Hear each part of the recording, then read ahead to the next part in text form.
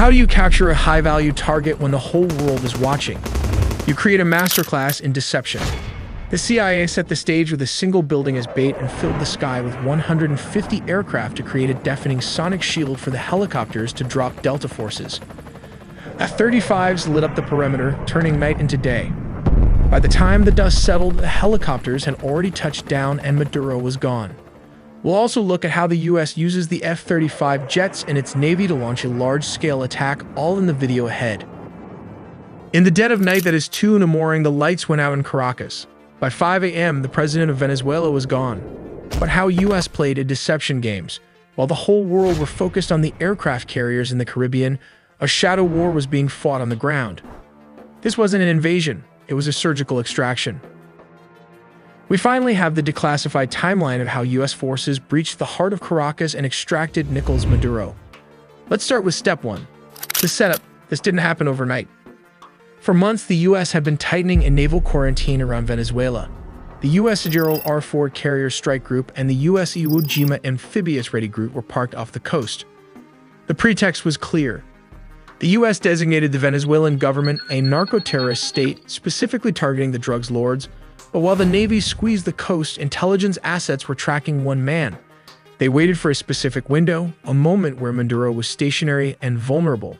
Step 2. The strike. It began at exactly 2 in the morning Venezuelan Standard Time.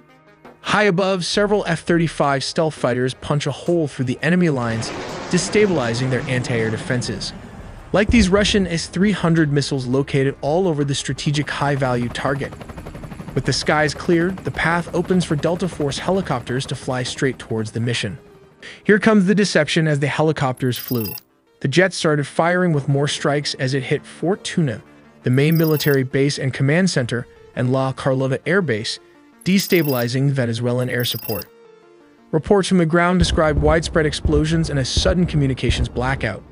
The chaos wasn't the goal, it was the cover. But how did the raid happen? We have to look at step 3. Under the cover of darkness and chaos, the Tier 1 operators went to work.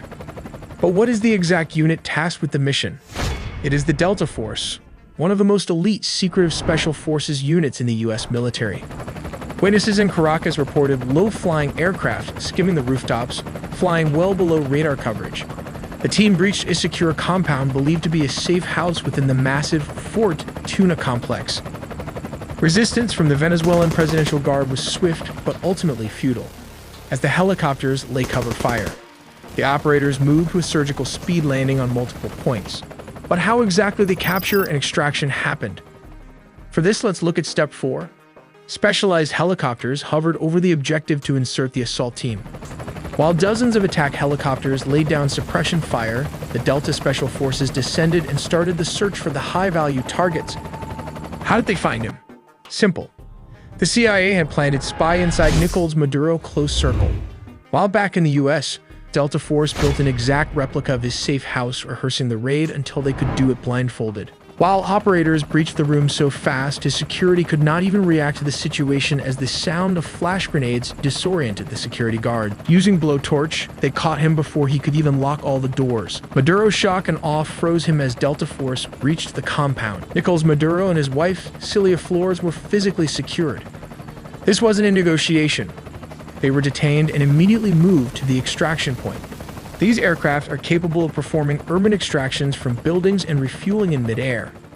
Within minutes, they were airborne, leaving Venezuelan airspace and heading to a secure floating staging base in the Caribbean.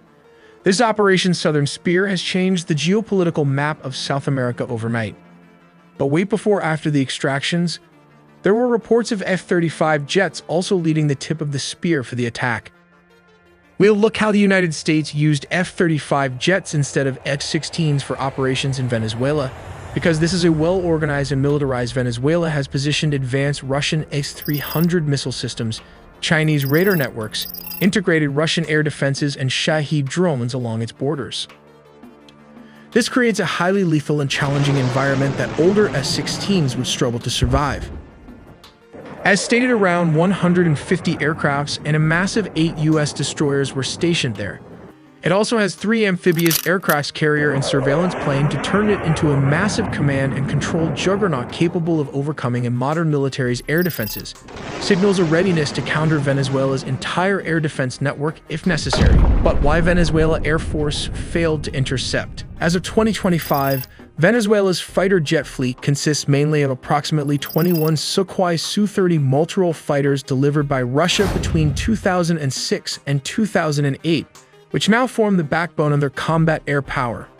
Additionally, they maintain about 5 operational S-16 Fighting Falcons from an older batch, including 3 single-seat S-16As and 2 two-seat S-16Vs. These S-16s are aging and suffer from limited maintenance and part support due to U.S. sanctions, although they have been supplemented with Israeli upgrades. Venezuela acquired its F-16 jets from the United States through a foreign military sales agreement called Peace Delta in May 1982, during a period of good diplomatic and military relations.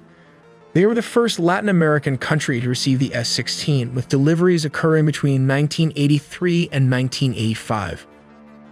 The reason the U.S. does not use F-16s in current operations is because these jets lack the stealth capabilities necessary to evade the S-300 and other integrated defenses.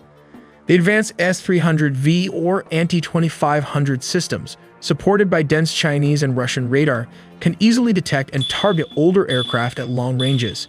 Sending F-16s into such an environment would result in high attrition risks as they are vulnerable to radar detection and missile engagement.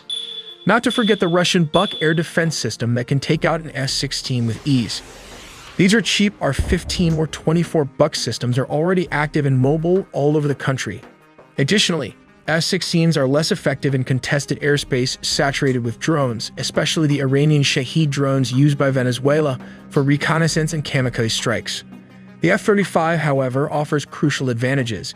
Its stealth design enables it to fly undetected or with much lower risk, making it effective against advanced surface-to-air missiles and networked radar systems. Its sensor fusion, electronic warfare, and data link capabilities allow it to simultaneously suppress and target mobile and fixed air defense positions, adapting rapidly to counter Russian and Chinese radar configurations. While the aircrafts took out the anti-air defenses Venezuelan military as a whole, this allowed the CIA and special forces to advance towards its target.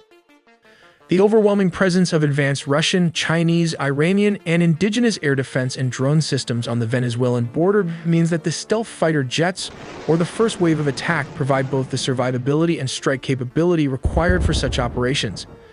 But how do they rotate clockwise? Well, the distance from Puerto Rico to Venezuela is about 1,300 kilometers. This is roughly 810 miles, which translates to around 1.5 hours of flight time for an F-35 flying at high subsonic speeds. These jets rotated clockwise as its combat radius is approximately 770 miles, meaning it can reach most of Venezuela from Puerto Rico with careful fuel management and limited loitering. To extend mission time and reach deeper inland, air-to-air refueling tankers deployed strategically in the Caribbean region support these operations. In situations requiring strikes within minutes, U.S. amphibious assault ships equipped with F-35Bs can launch jets rapidly. From such ships positioned in the Caribbean, F-35Bs can reach Venezuelan targets within roughly 15 to 10 minutes, depending on speed and route. Targets typically include narco-traffickers' networks, air defense installations, command centers, and drone facilities, enabling flexible sea-based strike options against both Venezuelan military and criminal infrastructure. In essence, the F-35 deployment by the U.S. near Venezuela redefines military capabilities in the region. It combines stealth, advanced sensors, electronic warfare, and networked operations to overcome sophisticated air defenses and maintain persistent air superiority and rapid strikeability against a broad spectrum of targets in Venezuela. This reflects a strategy that goes beyond counter-narcotics to deter and, if necessary, decisively counter the Venezuelan military threat. We also made a deep dive into the sea, air, and land components of the nuclear triad, so subscribe for more videos to not miss a beat.